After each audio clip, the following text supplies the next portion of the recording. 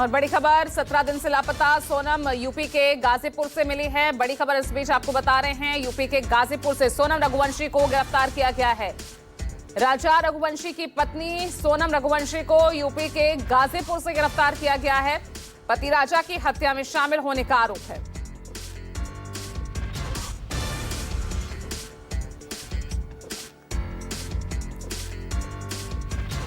और ज्यादा जानकारी के साथ चंकी वाजपेयी हमारे साथ जुड़े हैं सोनम रघुवंशी के घर के बाहर से। चंकी, क्या जानकारी मिल रही है, क्योंकि सोनम ने पहले अपने परिवार को कॉल किया और उसके बाद सरेंडर किया। बिल्कुल, ये आप देख सकते हैं सोनम के घर पर परिवार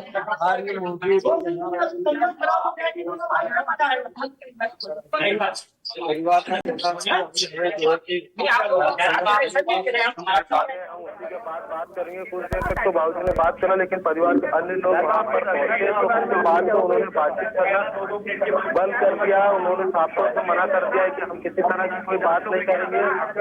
स्वयं यहाँ पर बात करेंगे परिवार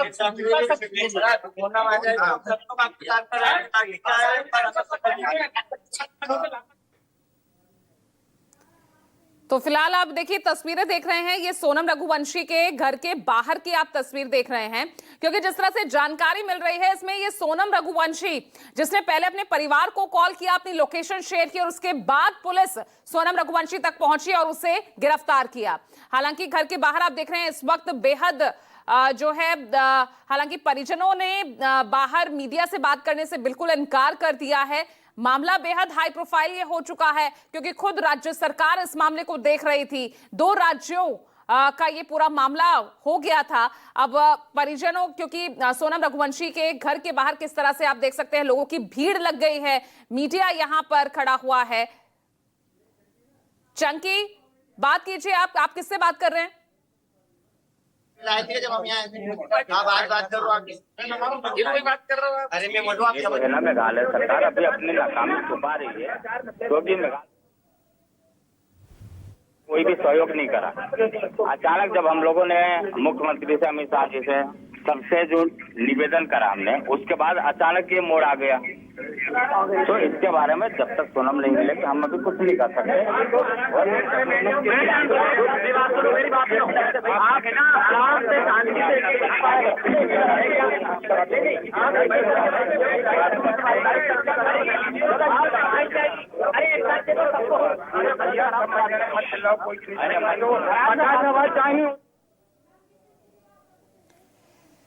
चल, विपिन श्रीवास्तव मेरे सहयोगी जुड़ रहे हैं वहीं भोपाल से ही, क्योंकि लगातार इस खबर पर नजर बनाए हुए हैं। विपिन, ये मामला क्या नजर आ रहा है? विपिन,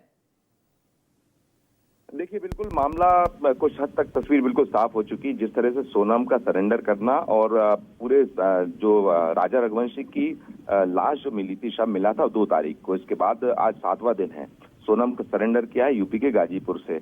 दूसरी तरफ जिन 3 अरेस्ट किया है, 3 हमलावरों को ये मानते हो कि पूरी हत्याकांड की साजिश रची गई और एक अभी फरार है। तो ऐसी स्थिति में ये जो कयास लगातार लगाए जा रहे थे कि कहीं ना कहीं कुछ तो गड़बड़ है कि इस तरह से गायब होना। विपिन, आपको मैं बीच में रोक रही हूँ, क्योंकि सोनम रघुवंशी की मां का बयान भी सामने आया है। एक बार वो सुन लेते हैं, मैं वापस आ रही हूँ आपके पास। अब क्या गलत है क्या सही है, वो तो अभी जो जांच होगी वो बताएगी। अब मैं क्या बताऊं? बेटी मिल गई है, बस बेटी मिल गई है, यह है खुशी काय की है। जब ये उल्टे इल्जाम लगा रहे हैं तो, और अब जो है वो तो जितना दुख घूमने का नहीं था उतना दुख ये उल्टा सीधा का होएगा हमको। तो अब जो भी है वो सामना हमको ही करना है, इसमें भी और उसमें भी। हम क्या कर सकते हैं? अब जो जांच होगी जब पता पड़ेगा क्या है क्या नहीं है।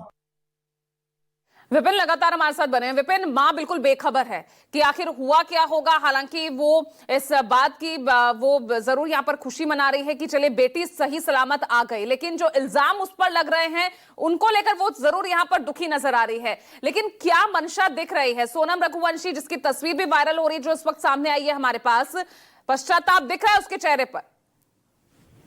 बिल्कुल बिल्कुल जिस तरह की बदहवास हालत में सोनम मिली है, उसने सरेंडर किया है। सबसे बड़ी बात है कि उसने अपने परिजन गोविंद, जो कि इसका भाई है, जो लगातार शिलांग में इस पूरे सर्च ऑपरेशन में लगातार वहां पर काम पुलिस के साथ था, गोविंद को फोन करके बताया कि वो उसने अपनी लोकेशन दी, जिसके बाद ये पूरा सरेंडर की इसको कह सकते हैं कि पूरी कहानी भी हो सकती है। दूसरी बात, आपको याद होगा सीसीटीवी फुटेज, जो आखिरी सीसीटीवी फुटेज 22 तारीख को जो मिला था होटल के बाहर स्कूटी से सोनम और राजा जब वहां दिखे थे, तब आपको याद होगा कि जिस वक्त राजा अंदर उस सीसीटीवी फुटेज में नजर आ रहा, अंदर पहुंचते सोनम बाहर खड़ी हुई है और मोबाइल से लगातार किसी से बात भी चल रही है और किसी को मोबाइल पे कुछ भेजा गया है।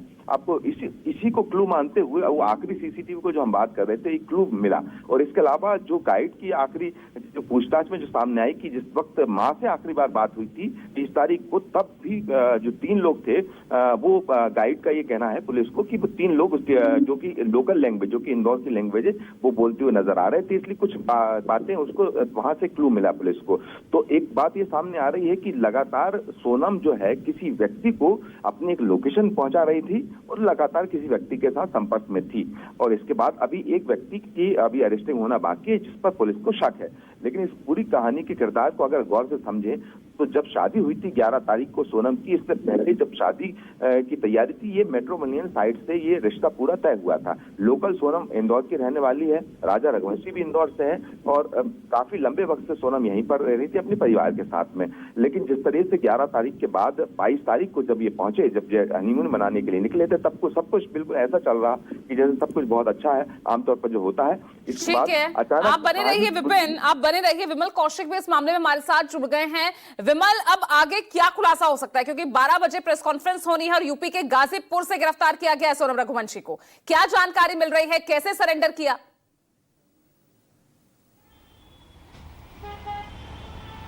जी बिल्कुल, देखिए इस मामले में अब मेघालय पुलिस को एक बड़ी सफलता है, लेकिन सबसे बड़ी बात है इस पूरी घटना के पीछे की वजह क्या है, मोटिव क्या है, इस बात से पर्दा उठना ज़रूरी है। क्योंकि मेघालय पुलिस पिछले 15 दिनों से लगातार सोनम की तलाश कर रही थी और आज सुबह जो जानकारी मिल रही है कि करीब सुबह 6 बजे के आसपास जो सोनम है वो गाजीपुर के एक इलाके में ढाबे पर पहुंची और वहां पर उसने अपना नाम बताया, सोनम रघुवंशी।